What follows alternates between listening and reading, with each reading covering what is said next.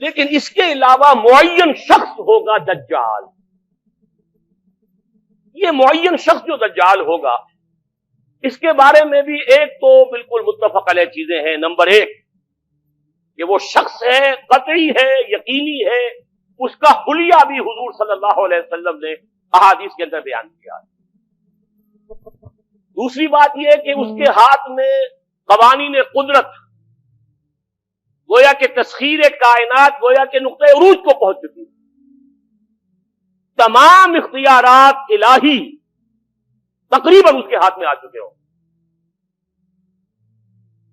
جو بڑے سے بڑے معجزے اللہ تعالیٰ نے نبیوں کو دیے ہیں وہ معجزے کر کے دکھائے گا. وہ مردہ کو زندہ کرے گا، مردہ لوگوں کی افواہوں کو لے کر آئے گا، ان کی روحوں کو، اگرچہ جھوٹی روحیں ہوں گی، وہ شیاطین جن ہوں گے جو ان کا بھیس بدل کر آئیں گے، لیکن یہ کہ وہ لوگوں سے کلام کریں گے. یہ اسپرچولیزم جو اپنی انتہا کو پہنچا ہوا ہے یورپ میں اور مغرب میں، یہ در حقیقت اسی کا ایک مظہر ہے. وہ کھلے بیابان کو کہے گا جہاں بالکل کٹیل جو ہے وہ صحرا تھا، گل و گلزار کر دے گا جب چاہے گا. جب چاہے گا جہاں چاہے گا بارش برسائے گا. فاصلہ اس کے لیے بے معنی ہوگا. اس کی سواری وہ ہوگی کہ جس کے دونوں کانوں کے درمیان فاصلہ 80 ہاتھ کا ہوگا. یہ سارے جو آج آپ کی اس ٹیکنالوجی کی جو انتہا جا رہی ہے اور جدھر جا رہی ہے، اس کو اچھی طرح سمجھ لیجیے. آج سے 100 سال پہلے شاید انسان ان چیزوں کا تصور نہ کر سکتا. وہ کوئی سواری ایسی بھی ہو سکتی ہے جس کے دو کانوں کے درمیان کا فاصلہ جو ہے وہ 80 ہاتھ کا ہو. آپ کے یہ سارے جیٹس جو ہیں وہ کیا ہیں؟ ان کے رڈارز جو لگے ہوئے ہیں، دونوں کان ہیں. اس کا ایک قدم اگر مدینے میں ہوگا تو دوسرا بیت المقدس میں ہوگا. اس کی آواز پوری دنیا میں سنی جائے گی. سنی جا رہی ہے کہ نہیں؟ یہ ساری قدرت، ساری قوتیں، تسخیر کائنات کلیتاً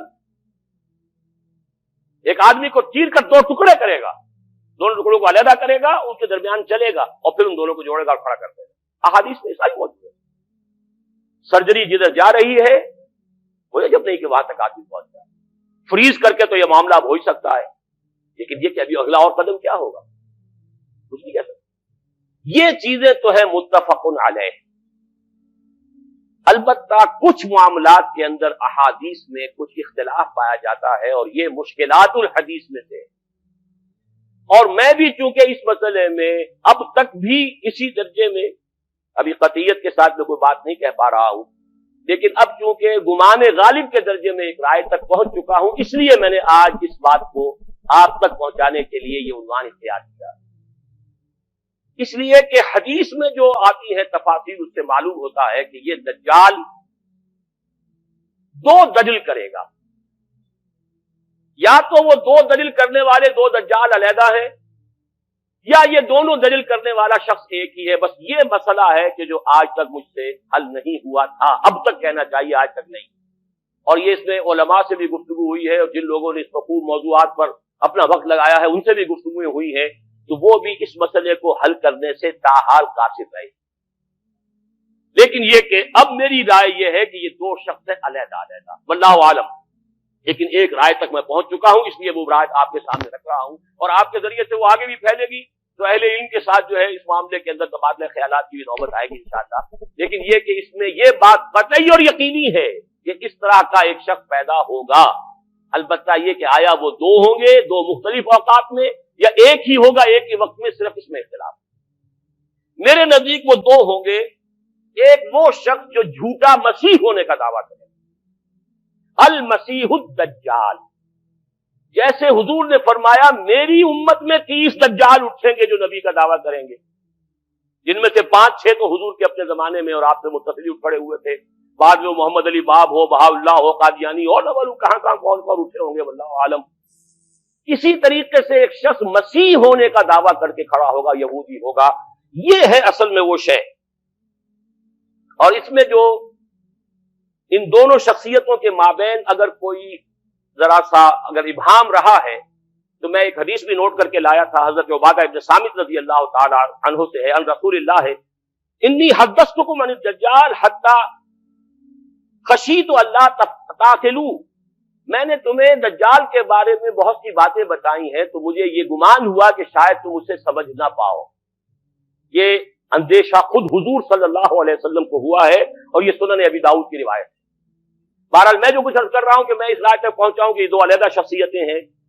ایک تو یہ ہے کہ ایک مسیح الدجال کھڑا ہوگا یہ ایک دعویٰ کر کے کہ میں مسیح ہوں، کیونکہ اس کا زمانہ بالکل قریب آ چکا ہے، اس لیے میں آپ کو اس کے بارے میں خبردار کر رہا ہوں۔ دوسرا جو مسیح جس کی شخصیت مسیح دجال کی آتی ہے، دجال اکبر، میں صرف اشارہ کروں گا، پھر کبھی انشاءاللہ اس موضوع پر تفصیل سے گفتگو ہوگی، وہ میرے نزدیک بالکل قریب قیامت کی ایک علامت ہے۔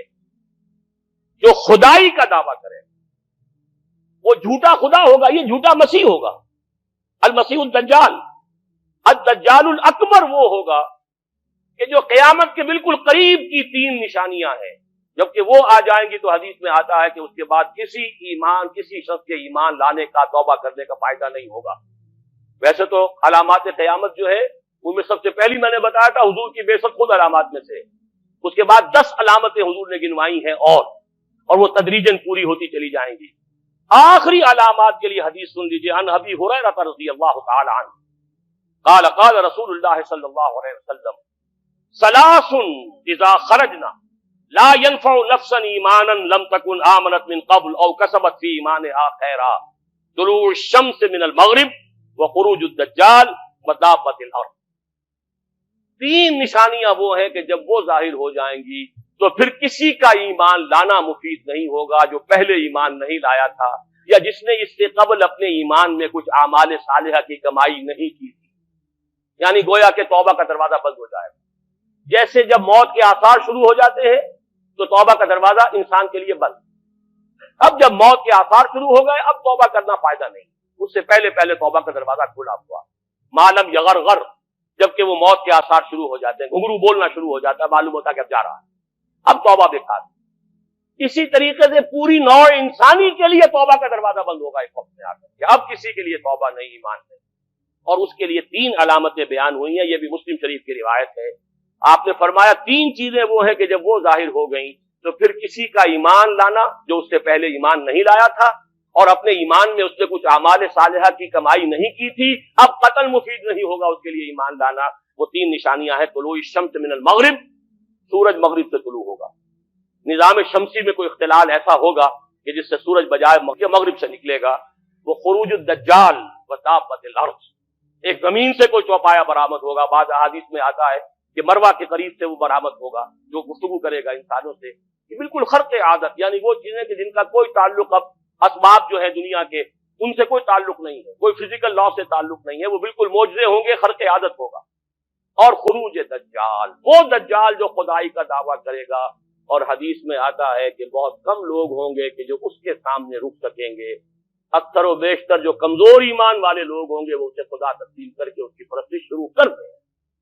میرے نزدیک یہ آخری چھلنی ہوگی جو لگائی جائے گی اہل ایمان کو ایک طرف کرتے، اور یہ قیامت کی نشانیوں میں سے، آخری نشانیوں میں سے ہے۔